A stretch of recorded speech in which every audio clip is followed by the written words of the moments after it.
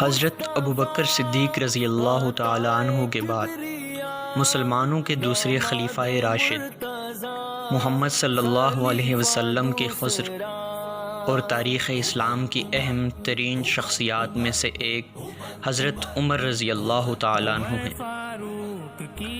عمر بن خطاب عشرہ مبشرہ میں سے ایک ہیں۔ ان کا شمار علماء و زہاد صحابہ میں ہوتا تھا۔ ابوبکر صدیق رضی اللہ تعالی عنہ کی وفات کے بعد 23 اگست سن 634 عیسوی مطابق 22 جمادی الثانی سن 13 ہجری کو مسند خلافت سنبھالی۔ عمر بن خطاب رضی اللہ تعالی عنہ ایک باعظمت، انصاف پسند اور عادل حکمران مشہور ہیں۔ ان کی عدالت میں مسلم و غیر مسلم دونوں کو یکساں انصاف ملا کرتا تھا۔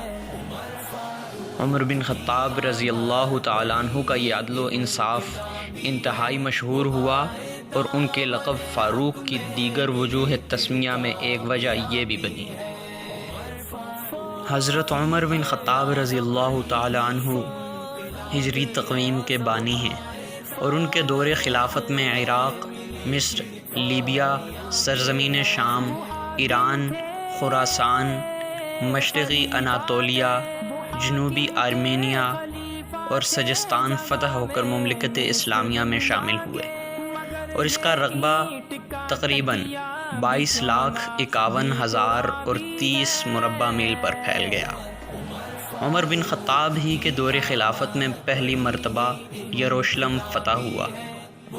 اس طرح ساسانی سلطنت کا مکمل رقبہ اور بازنطینی سلطنت کا تقریباً تہائی حصہ اسلامی سلطنت کے زیر نگین آ گیا۔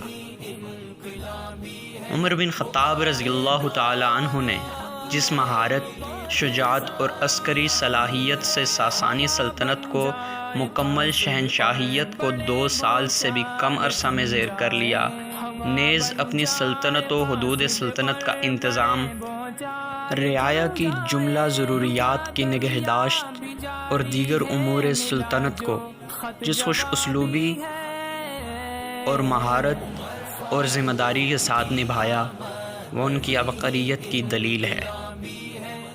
آج یکم محرم الحرام حضرت عمر بن خطاب رضی اللہ تعالی عنہ کا یوم شہادت ہے، اور آپ کے قائم کردہ شفاف اور پاک نظام کو آج بھی یاد کیا جاتا ہے۔ اسی یاد میں جناب آبی مکھنوی کا ایک کلام حضرت عمر کی تعظیم و تکریم اور ان کی یاد میں پیش خدمت ہے۔ سماعت فرمائیں۔ میں آنکھیں جو ذرا کھولوں کلیجہ منہ کو آتا ہے،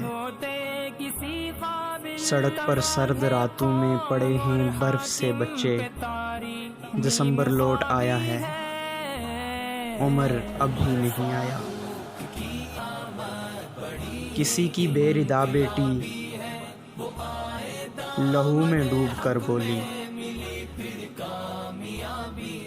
کوئی پہرا نہیں دیتا میری تاریک گلیوں میں، میں سب کچھ ہار بیٹھی ہوں درندوں کی حکومت میں، عمر اب بھی نہیں آیا۔ ذرا آگے کوئی ماں تھی، مخاطب یوں خدا سے وہ،